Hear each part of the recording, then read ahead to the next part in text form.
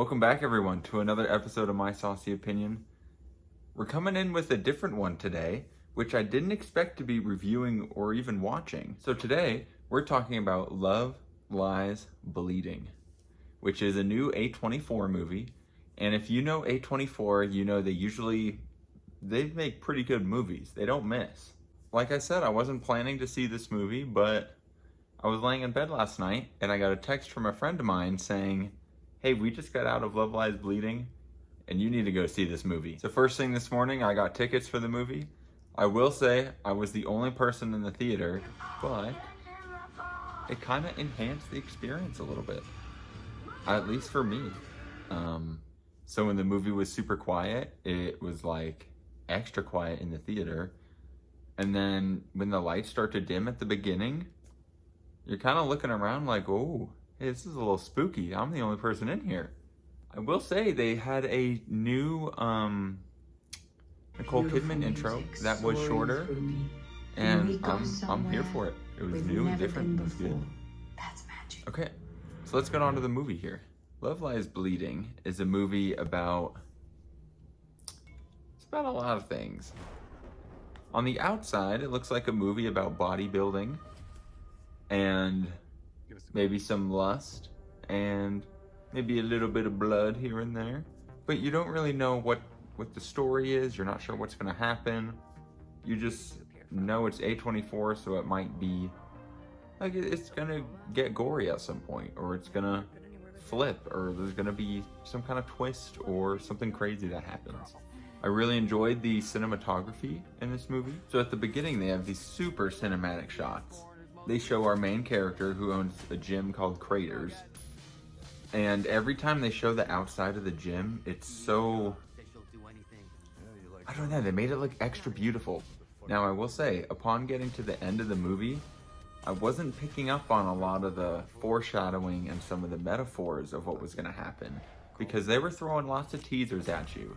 I think what made this movie so good is that the way you watch the movie and the editing style of the movie really keeps you engrossed, and it keeps the pace kind of fast and escalating. There's a great part where they had a gym montage, and it was just like a classic Rocky's gym montage, and it was just so entertaining.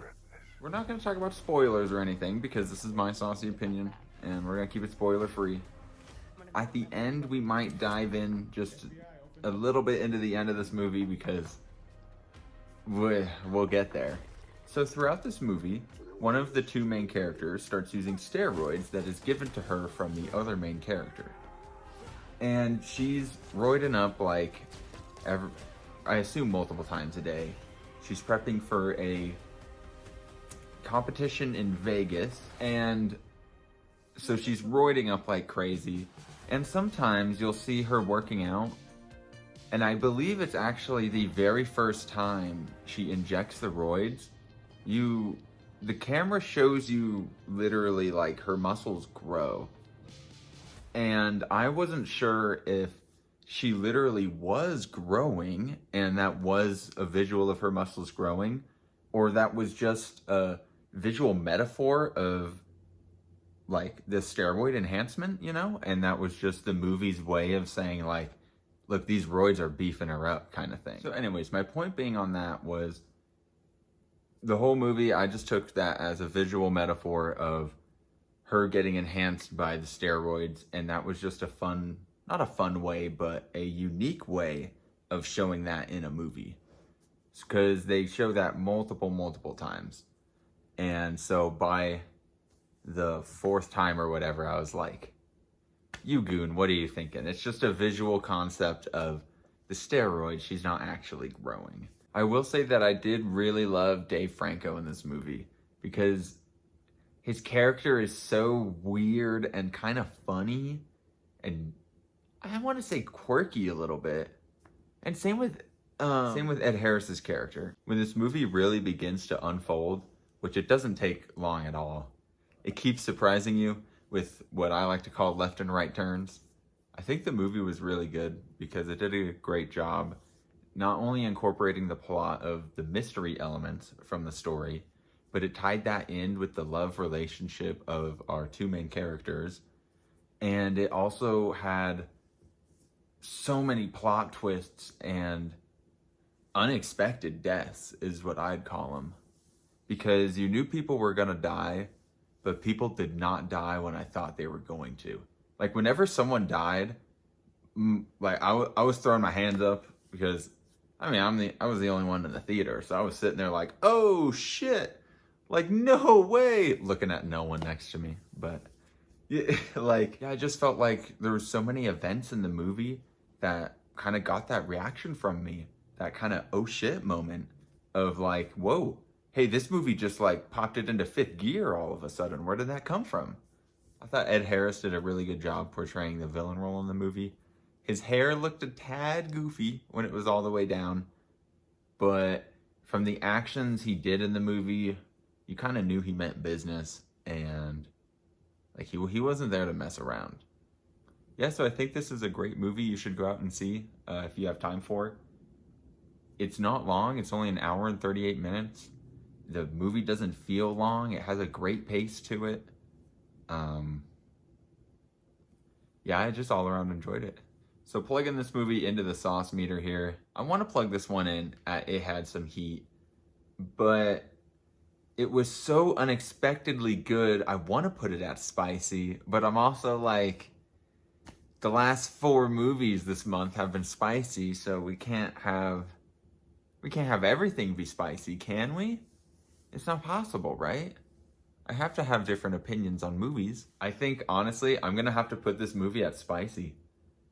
It was, there was lust, there was murder, there was mystery, there was awesome gym workout scenes. It just had everything you could ask for in a movie. I don't know, it was really good. I think I'm putting it at spicy here because I can't find a reason to not make it spicy other than the last couple movies I've reviewed have been spicy. Okay, now that we've gotten that out of the way, let's talk about the ending real quick. So this is gonna be spoilers. We're gonna go nuts here. I wanna talk about the end of this movie. So the movie ends with them confronting Ed Harris, the villain. Over time, they get to a point where Ed Harris and Kristen Stewart are battling each other. And our main character on the steroids, our Jim character, is off in the distance. And she kind of drops her bag all of a sudden. And you're like, oh, what's going on? Because she puked at her bodybuilding competition, which you assumed was because she got roided out. But then Kristen Stewart asks her, oh, hey, did you take all of that? Kind of like it's not steroids and it's something bad, which I just kind of brushed off and moved on from. But so then out of nowhere, her muscles do start to grow and she grows into a giant and walks over and just like picks up Ed Helms. And I was kind of sitting there like, whoa, wait, whoa. I was right.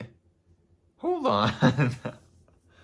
And then they go like jumping through the stars. And I'm like, wait a minute, are they both giants? Is this giant serum? Very lost, very confusing. But I think it was so confusing in the best of ways. Because